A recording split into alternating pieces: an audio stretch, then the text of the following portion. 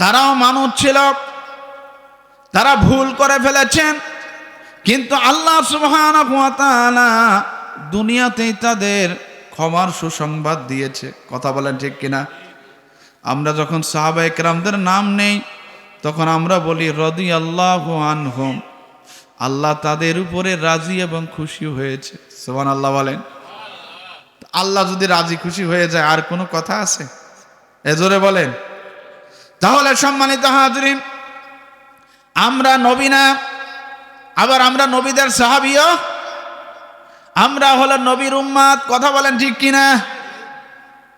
রাসূলুল্লাহ সাল্লাল্লাহু আলাইহি ওয়াসাল্লাম হাদিসের মধ্যে বলেন, আমার উম্মতেরা মান নুকিশাল হিসাবা ফাতুহলিক, তোমরা আল্লাহর কাছে কিয়ামতের ময়দানে বিনা হিসাবে জান্নাত চাও। আল্লাহ যদি কিয়ামতের ময়দানে তোমাদের হিসাব নেয়, হিসাব দিয়ে আল্লাহর জান্নাতে যাওয়া সম্ভব হবে? জোরে বলেন, হবে? আল্লাহ দয়া করলে একমাত্র জান্নাতে যাওয়া সম্ভব। এই জন্য এর কারণ হলো শয়তান যখন গোমরাহ হয়ে গেল এই মানুষের কারণে, শয়তান তখন মানব জাতির উপরে রাগান্বিত হয়ে গেল। কথা বলেন ঠিক কিনা? শয়তান আল্লাহ সুবহানাহু ওয়া তাআলার কাছে বললেন, আনজিরনি ইলা ইয়াউমি ইউবআসুন।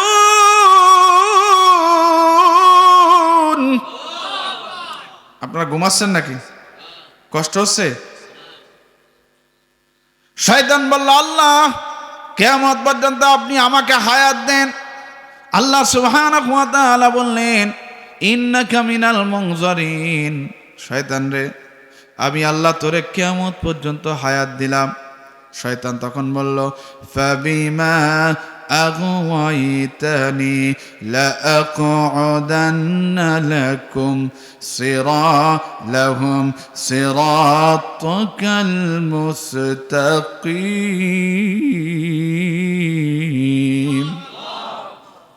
শয়তান বলল, আল্লাহ যেই মানুষের কারণে আমি গোমরাহ হলাম, যেই মানুষের কারণে আপনি আমাকে ভ্রষ্ট করলেন, লাআকুদান্না লাহুম সিরাতাকাল মুস্তাকিম, কিয়ামত পর্যন্ত আমি আপনার সিরাতে মুস্তাকিমে বসে থাকব।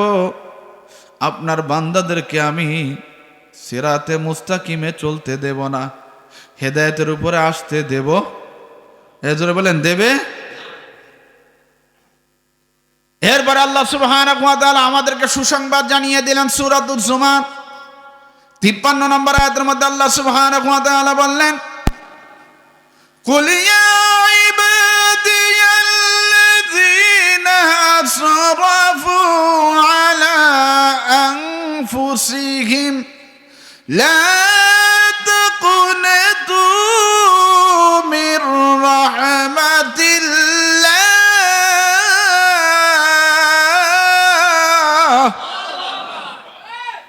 আল্লাহ সুবহানাহু ওয়া তাআলা বললেন, এ শয়তান, তুই আমার বান্দাকে ডান দিক থেকে ধোঁকা দিবি, তুই আমার বান্দারে বাম দিক থেকে ধোঁকা দিবি, তুই আমার বান্দারে পিছন দিক থেকে ধোঁকা দিবি, তুই আমার বান্দারে সামনে থেকে ধোঁকা দিবি, কিন্তু আমি আল্লাহ আমার বান্দার জন্য আসমানের দরজা খোলা রেখেছি। সুবহানাল্লাহ বলেন। বান্দা যখন নিজের ভুলটা বুঝতে পারবে, কৃত গুনাহের জন্য আল্লাহর কাছে তওবা করবে, আল্লাহ সুবহানাহু ওয়া তাআলা বলেন, ইন্নাল্লাহা ইয়াগফিরুয যুনুবা জামিআ।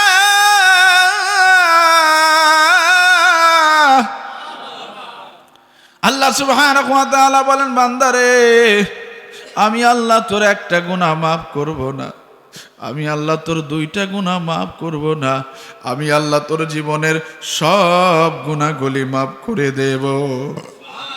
আর জোরে বলেন না সুবহানাল্লাহ। এখন আমরা যদি রাতের বেলা, যেমন আমরা কোরআনের আলোচনা শুনতে শুনতে রাত গভীর হয়ে যাবে, কথা বলেন ঠিক কিনা? রাতের বেলা যদি আমরা দুহাত তুলে আল্লাহর কাছে দোয়া করি, আল্লাহ আমাদের দোয়ায় সাড়া দেবে কিনা, আল্লাহ আমাদের মাফ করতে পারে কিনা? এজোরে বলেন, পৃথিবী না জানুক, বলেন, পৃথিবী না জানুক আমি তো জানি আমি কি পাপ করেছি। আমার পাপের করলে বিচার, বলেন আমার পাপের করলে বিচার, বাঁচার আমার নাই উপায়, দয়াময় তুমি মাফ করো আমায়, মাফ করো আমায়। কথা বলেন ঠিক কিনা? এরপরে আল্লাহ সুবহানাহু ওয়া তাআলা এই কালামে হাকিমের সূরাতুল আল ইমরান 153 নম্বর আয়াতের মধ্যে আল্লাহ বলেন, ওয়াল্লাযীনা ইযা ফাআলু ফাহিশাতান আও যালামু আনফুসাহুম, আমার যে সমস্ত বান্দারা গুনার কাজ করে ফেলেছে, ফাহিশার কাজ করে ফেলেছে, অথবা নিজের নফসের উপরে গুনাহ করে জুলুম করে ফেলেছে, আল্লাহ বলেন যাকারুল্লাহ, আল্লাহু আকবার। আবার বলেন যাকারুল্লাহ, আল্লাহ বলেন আল্লাহ বলেন বান্দারে ওই মুহূর্তে তুই যখন আমাকে স্মরণ করবি, আমার আপন বলে নাই রে কেহ, আমার আপন বলে নাই রে কেহ, সব রাখে লিল্লাহ, তার নূরের তাজাল্লিতে পুরে হয়ে ফানা ফিল্লাহ, আমি মুখে বলি আল্লাহ, আমার অন্তরেতে আল্লাহ। কথা বলেন ঠিক কিনা? এ জোরে বলেন ঠিক কিনা? আমাদের আল্লাহ ছাড়া কেউ আপন আছে? এ জোরে বলেন আছে? এই জন্য আল্লাহ সুবহানাহু ওয়া তাআলা সূরাতুল বাকারার 122 নম্বর আয়াতের মধ্যে আল্লাহ বলেন, ইন্নাল্লাহা ইউহিব্বুত তাওয়াবিনা ওয়া ইউহিব্বুল মুতাতাহহিরিন। আল্লাহ সুবহানাহু ওয়া তাআলা বলেন, আমি দুই শ্রেণীর মানুষকে বেশি মহব্বত করি, ভালোবাসি। কয় শ্রেণী? এ জোরে বলেন কয় শ্রেণী? 1 নাম্বার যারা পবিত্রতা অর্জন করে, 2 নাম্বার যারা বেশি বেশি আল্লাহর কাছে তওবা করে। বেশি বেশি কি করে? এ জোরে বলেন। এরপর আল্লাহ সুবহানাহু ওয়া তাআলা বলেন, ইয়া আইয়ুহান নাস তুবু ইলাল্লাহি তাওবাতান নাসুহা।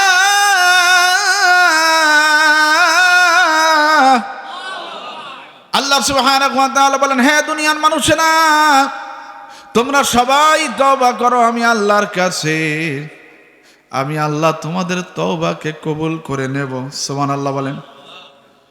রাসূলুল্লাহ সাল্লাল্লাহু আলাইহি ওয়াসাল্লাম হাদিসের মধ্যে বলেন, কুল্লু বানি আদম খাত্তাউন, সমস্ত বনি আদমরাই হলো অপরাধী, একমাত্র নবীরা ছাড়া। ওয়া খায়রুল খাত্তাইনা আত-তাওয়াবুন, ওই সমস্ত মানুষেরাই আল্লাহর কাছে প্রিয় যারা গুনাহ করার পরে আল্লাহর কাছে তওবা করে। সুবহানাল্লাহ বলে। এ জোরে বলেন সুবহানাল্লাহ। নবীদের জীবনে কোনো গুনাহ ছিল না, তারপর নবীরা আল্লাহর কাছে তওবা করতো কিনা? আর জোরে বলেন না কেন, করতো কিনা? পয়গম্বর হযরত আদম আলাইহিস সালাম আল্লাহর কাছে তওবা করলেন, 360 বছর তিনি এই তওবার মাধ্যমে আল্লাহর কাছে কান্না করলেন, রব্বানা যালামনা আনফুসানা ওয়া ইল্লাম তাগফির লানা ওয়া তারহামনা লানাকুনান্না মিনাল খাসিরিন। আর জোরে বলেন, আল্লাহ আমার নফসের উপর আমি জুলুম করে ফেলেছি, আল্লাহ তুমি যদি আমাদের মাফ না করো, লানাকুনান্না মিনাল খাসিরিন, কিয়ামতের ময়দানে আমি ক্ষতিগ্রস্তদের অন্তর্ভুক্ত হয়ে যাব। পয়গম্বর হযরতে নূহ আলাইহিস সালাতু ওয়াস সালাম আল্লাহর কাছে দোয়া করলেন, রব্বিগফিরলি ওয়া লিওয়ালিদাইয়া, আল্লাহ তুমি আমারে মাফ করো, শুধু আমারে মাফ করিও না, আমার মা বাপ যারা কবরে চলে গিয়েছে তাদেরকেও আল্লাহ তুমি মাফ করো। কথা বলেন ঠিক কিনা? শুধু আমার নিজের জন্য ক্ষমা চাইলে হবে না, আমাদের মা বাপ যারা কবরে গিয়েছে তাদের জন্য আল্লাহর কাছে ক্ষমা চাওয়ার দরকার আছে কিনা? জোরে বলেন। পয়গম্বর হযরত মূসা আলাইহিস সালাম আল্লাহর কাছে তওবা করতেন কিভাবে? কত বড় জালিলুল কদর নবী। রব্বি ইন্নী যালামতু নাফসি, আল্লাহ আমার নিজের নফসের উপরে জুলুম করে ফেলেছি, ফাগফিরলি, আল্লাহ তুমি আমারে মাফ করো। আল্লাহ বলেন ফাগফারা লাহু, আমি তারে মাফ করে দিলাম। সুবহানাল্লাহ বলেন। আমাদের নবী যার জীবনে কোনো গুনাহ ছিল না, ছিল, যার পূর্বের গুনাহ আল্লাহ মাফ করে দিয়েছে, যার পিছনের সামনের গুনাহ আল্লাহ মাফ করে দিয়েছে, সেই নবী আমাদেরকে বলেন ইয়া আইয়ুহান নাস তুবু ইলাল্লাহ, হে দুনিয়ার মানুষেরা তোমরা বেশি বেশি আল্লাহর কাছে তওবা করো। ফাইন্নী আতুবু ইলাল্লাহি ফিল ইয়াউমি মিয়াতা মাররা, কেননা আমার জীবনে কোনো গুনাহ না থাকার পরও আমি আল্লাহর কাছে প্রতিদিন 100 বার তওবা করতাম। আরো জোরে বলেন না সুবহানাল্লাহ। নবীর জীবনে গুনাহ ছিল না, তারপরও কয়বার তওবা করত? 100 বার। এবার নিজের বিবেককে প্রশ্ন করেন, আমাদের কতবার আল্লাহর কাছে তওবা করার দরকার আছে কিনা? এই জোরে বলেন আছে কিনা? হাদিসের মধ্যে এসেছে তওবা করলে বান্দা কেমন খুশি হয়। এই পৃথিবীর সবচাইতে বড় মরুভূমির নাম হলো সাহারা মরুভূমি, যার আয়তন হলো 92 লক্ষ বর্গ কিলোমিটার। এই বিশাল মরুভূমির মাঝখানে কোনো একজন আল্লাহর বান্দা যদি তার সমস্ত সামানকে হারিয়ে ফেলে, মৃত্যু ছাড়া তার কোনো পথ থাকে? এমতো অবস্থায় ওই আল্লাহর বান্দা তার সামান ফিরিয়ে ফেলে যেমন খুশি হয়, আল্লাহ বলেন বান্দারে তুই হলো আমার বান্দা, আমি তোর মনিব, আমি তোর রব, তুই যত গুনাহ করিস না কেন, গুনার পরে যখন তুই আমি আল্লাহর কাছে তওবা করবি, ওই আফ্রিকার মরুভূমিতে কোনো বান্দা তার হারানো সামান ফিরে ফেলে যেমন খুশি হয়, তার চাইতে 1000 গুণ বেশি খুশি হই যখন আমার গুনাহগার বান্দা রাতের আধারে আমি আল্লাহর কাছে তওবা করি। আর জোরে বলেন রাতেরও আধারে খোদার রাহে নামাজে দাঁড়াও তুমি প্রেম আলাপে, প্রেমের আলাপন শুধুই যে গোপন, কি যে মধুময় রয়েছে তাতে। কথা বলেন ঠিক কিনা? জোরে বলেন ঠিক কিনা? যেই জিনিসের প্রয়োজন বেশি আল্লাহ ওই জিনিসকে দুনিয়াতে বেশি দিয়েছেন। বাতাসের প্রয়োজন কম না বেশি? আল্লাহ কম দিয়েছেন না বেশি দিয়েছেন? পানির প্রয়োজন কম না বেশি? আল্লাহ কম দিয়েছেন না বেশি দিয়েছেন? তাপের প্রয়োজন কম না বেশি? আল্লাহ কম দিয়েছেন না বেশি দিয়েছেন? অনুরূপভাবে কিয়ামতের ময়দানে আমরা যদি জাহান্নাম থেকে বাঁচতে চাই, তাহলে আল্লাহ সুবহানাহু ওয়া তাআলা কিয়ামত পর্যন্ত আমাদের জন্য তাওবার দরজা খোলা রেখেছে। কথা বলেন ঠিক কিনা? রাসূলুল্লাহ সাল্লাল্লাহু আলাইহি ওয়াসাল্লাম তিনি হাদিসের মধ্যে বলেন ইন্নাল্লাহা ইয়াকবালু তাওবাতা আবদুল মুমিন মা লাম ইউগরগির। কোন বান্দার মৃত্যুর গড়গড়ানি আসার আগ মুহূর্ত পর্যন্ত আল্লাহ বান্দার জন্য তাওবার দরজা খোলা রেখেছে। বান্দা এর আগ মুহূর্ত পর্যন্ত যত বেশি তওবা করবে আল্লাহ বান্দার সব গুনাহগুলি মাফ করে দেবে। আর জোরে বলেন। এরপরে রাসূলুল্লাহ সাল্লাল্লাহু আলাইহি ওয়াসাল্লাম অন্য হাদিসের মধ্যে বলেন মান তাবা ক্বাবলা আন তাতলা শামস, যেই ব্যক্তি পূর্ব দিকে সূর্য উদিত হওয়ার আগে, কিয়ামতের আর একটা আলামত হলো পূর্ব দিকে সূর্য উদিত হওয়া, যে ব্যক্তি পূর্ব দিকে সূর্য উদিত হওয়ার আগ মুহূর্ত পর্যন্ত আল্লাহর কাছে তওবা করবে, আল্লাহ সুবহানাহু ওয়া তাআলা তার জীবনের সব গুনাহগুলি মাফ করে দেবে। আর জোরে বলেন না সুবহানাল্লাহ।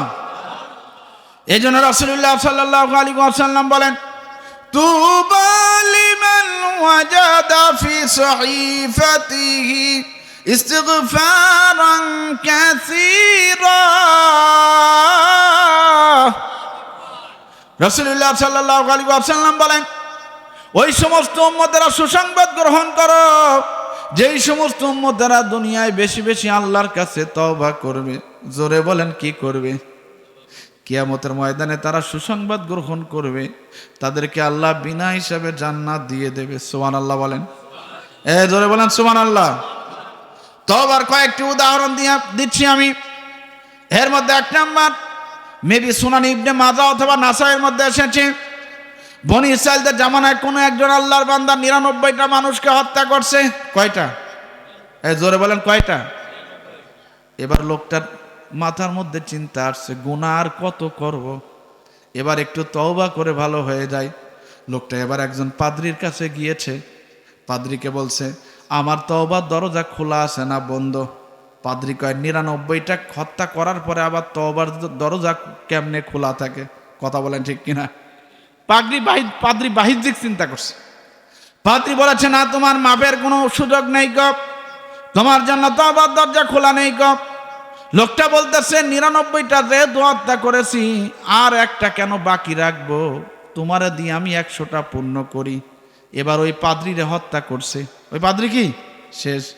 এবার আল্লাহর বান্দার সামনে আগায়, যখনই সামনে এগিয়েছে, হযরত আজরাইল আলাইহিস সালাতু ওয়াস সালাম হাজির হয়ে গেছে, জানটাকে কবজ করে ফেলেছে। এবার দুই দল ফেরেশতা হাজির, একদল হলো জাহান্নামের দ্বাররক্ষী ফেরেশতা, আর একদল হলো জান্নাতের দায়িত্বশীল ফেরেশতা। সুবহানাল্লাহ বলেন।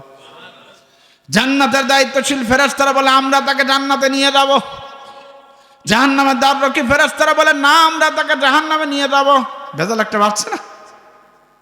এবার যখন তারা ঠেলাঠেলি শুরু করেছে, আল্লাহ সুবহানাহু ওয়া তাআলা আরশে আজিম থেকে ডাক দিয়ে বলে, ও আমার ফেরেশতারা, আল্লাহু আকবার, ও আমার জান্নাতের দ্বাররক্ষী ফেরেশতারা, জাহান্নামের দ্বাররক্ষী ফেরেশতারা, তোমরা থেমে যাও।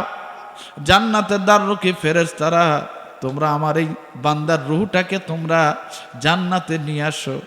সুবহানাল্লাহ বলেন। ইল্লিনে নিয়ে আসো। কেন তোমরা আনবে?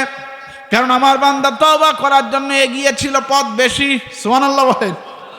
তাহলে একজন মানুষ যদি সামান্য পথ আগানোর কারণে আল্লাহ যদি তার তওবাকে কবুল করতে পারে, তাহলে আমরা যদি গভীর রাত্রে আল্লাহর কাছে তওবা করি, আল্লাহ আমাদের মাফ করতে পারে কিনা? জোরে বলেন, পারে কিনা? আর একটা ঘটনা বলছি। হযরতে মাইজ রাদিয়াল্লাহু তাআলা, সাহাবীদের মধ্যে একজন সাহাবী, গুনাহের কাজ করে ফেলেছে, তার উপরে শরীয়তের হুদুদ, পাথর নিক্ষেপ করে হত্যা করার শাস্তি কায়েম হয়েছে। সবাই মিলে যখন পাথর নিক্ষেপ করে, পাথরের আঘাতে তার মাথা থেকে রক্ত বের হয়ে সাহাবীদের শরীরে লাগলো। কোন একজন সাহাবীর অন্তরের মধ্যে হিংসার অথবা ঘৃণার একটা আগ্রহ তৈরি হলো। পাপী মানুষ। আল্লাহ সুবহানাহু ওয়া তাআলা আমার আপনার প্যারা হাবিবের কাছে ওহী নাজিল করে বলল, ইয়া রাসূলুল্লাহ, ইয়া হাবিবাল্লাহ, সাহাবীদেরকে বলে দেন তারা যেন আপনার এই সাহাবীর প্রতি কোনো হিংসা না রাখে, ঘৃণা না রাখে। তা আপনার এই সাহাবী মৃত্যুর আগে নিজের হুদুদকে গ্রহণ করার পরে করেছে। শুধু তাই না, আপনার এই সাহাবী এমনভাবে আমি আল্লাহর কাছে তওবা করেছে, তার তওবাকে যদি ভাগ করে দেওয়া হয়, মদিনার সমস্ত মানুষের জন্য তার একার তওবাই যথেষ্ট হয়ে যেত। আরো জোরে বলেন। এজন্য রাসূলুল্লাহ সাল্লাল্লাহু আলাইহি ওয়াসাল্লাম বলেন, আত-তাইবু মিনাজ যামবি কামান লা যামবা লাহু। যেই ব্যক্তি তওবা করে, ওই ব্যক্তি নিষ্পাপ শিশু বাচ্চার মতো হয়ে যায়। কথা বলেন ঠিক কিনা? এরপরে রাসূলুল্লাহ সাল্লাল্লাহু আলাইহি ওয়াসাল্লাম বলেন, আত-তাইবু হাবিবুল্লাহ। যারা তওবা করে তারা আল্লাহর কাছে বেশি প্রিয়। কথা বলেন ঠিক কিনা? জোরে বলেন ঠিক কিনা? এই জন্য প্রিয় ভাইরা, আমরা মাহফিল শেষ করে আজকে চলে যাব, আমাদের একটু তওবা করার দরকার আছে কিনা? জোরে বলেন। কারণ আমরা কেউ চিরকাল এখানে থাকবো না। থাকবো? জোরে বলেন, থাকবো না। না, এই দুনিয়া থাকার জায়গা না। কথা বলেন ঠিক কিনা? জোরে বলেন, না না, এই দুনিয়া থাকার জায়গা না। সব কথা বলেন ঠিক কিনা? কবরের বাস পচার আগে তোমার দেহখানা পৌঁছে যাবে। আজ যে মাটির উপর তুমি, কাল সে মাটি তোমায় গিলে খাবে। কথা বলেন ঠিক কিনা? মন রে ও মন, একটু ভাবনা, না না না, এই দুনিয়া থাকার জায়গা না। কথা বলেন ঠিক কিনা?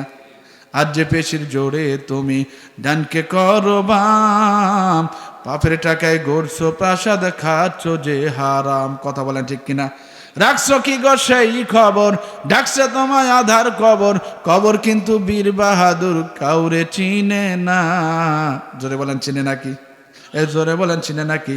এখন আমাদের তওবা করার দরজা খোলা আছে, কিন্তু আমাদের মা বাপ যারা কবরে চলে গিয়েছে তাদের তো তওবা করার কোনো সুযোগ আছে? জোরে বলেন আছে? কারণ আল্লাহ সুবহানাহু ওয়া তাআলা এই মহাগ্রন্থ আল কোরআনের মধ্যে যেখানেই তার ইবাদতের কথা বলেছেন, আল্লাহ সুবহানাহু ওয়া তাআলা বলেন ওয়া'বুদুল্লাহ ওয়া লা তুশরিকু বিহি শাইআন ওয়া বিল ওয়ালিদাইনি ইহসানা। আল্লাহ সুবহানাহু ওয়া তাআলা বলেন, বান্দারে ইবাদত করবে একমাত্র আমি আল্লাহর, আল্লাহর সাথে আমি কাউকে শরীক করা যাবে?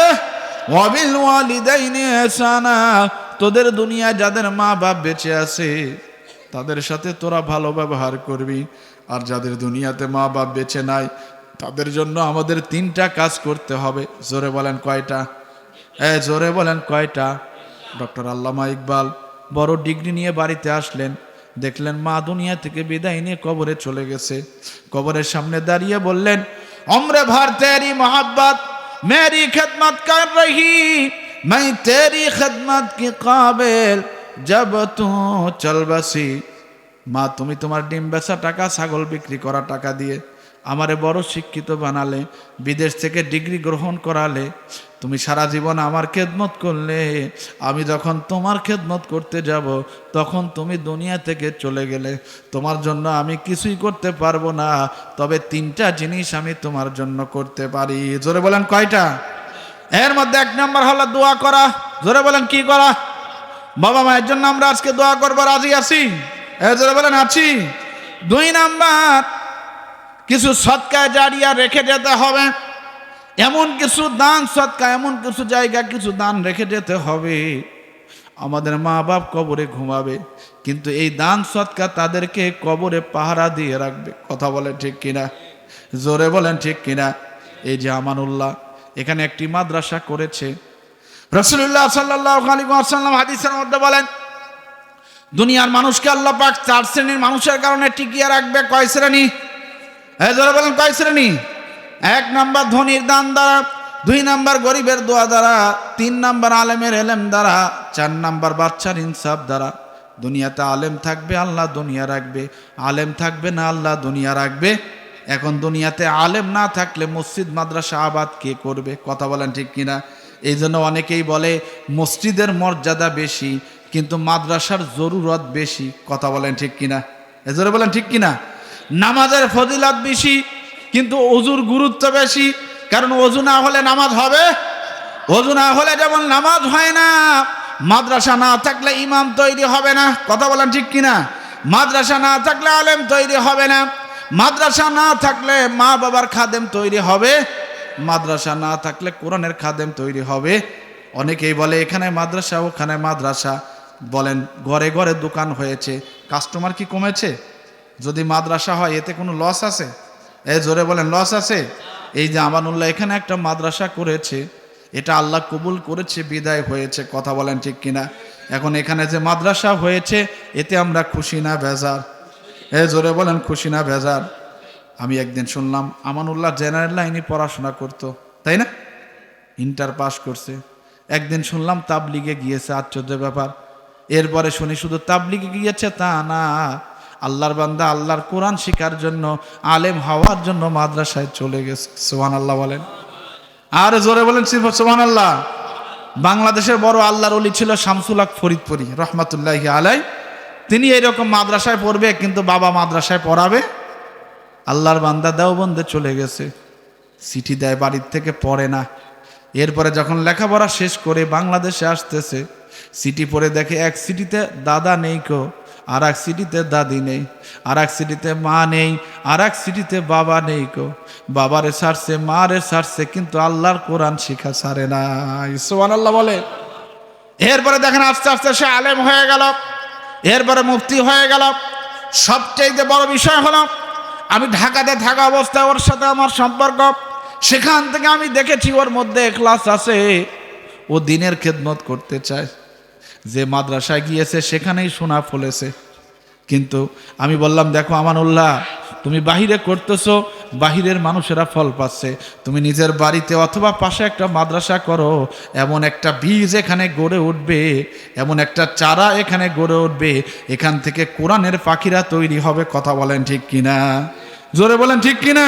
তো এই যে আমানুল্লাহ এখানে মাদ্রাসা করেছি, আমরা খুশি না বেজার? জোরে বলেন। আমাদের মতের অভিন্নতা থাকতে পারে, কিন্তু যখনই কোনো মানুষ একটা ভালো কাজ করবে ওই ক্ষেত্রে আমরা কোনো অভিন্নতা দেখাবো? জোরে বলেন, দেখাবো।